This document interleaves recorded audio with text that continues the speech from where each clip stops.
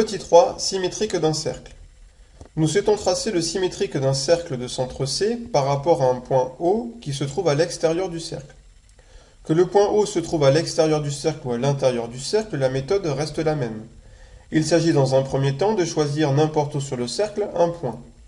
On choisit ici un point que l'on appelle A, et il s'agit alors de tracer le symétrique du cercle de centre C passant par le point A par rapport au point O.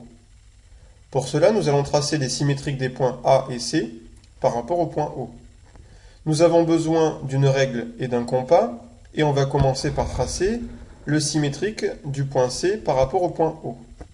On trace donc la demi-droite CO, d'origine C passant par O, puis avec son compas, on va reporter la distance CO de l'autre côté du point O. Donc on va prendre son compas, on pointe sur le point O, on trace un arc de cercle, et cet arc de cercle coupe la demi-droite CO en un point que l'on appelle C'. On refait exactement la même opération avec le point A, donc on trace le symétrique du point A par rapport au point O. On trace donc dans un premier temps la demi-droite d'origine A passant par O. Et avec son compas, on reporte la distance AO de l'autre côté du point O.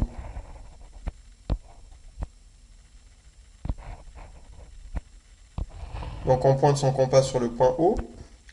On trace un arc de cercle, et cet arc de cercle coupe la demi-droite AO en un point que l'on appelle A'. Pour terminer la construction, il nous reste donc à prendre son compas et à tracer le cercle de centre C', passant par le point A'. Donc on trace ce cercle ici en rouge.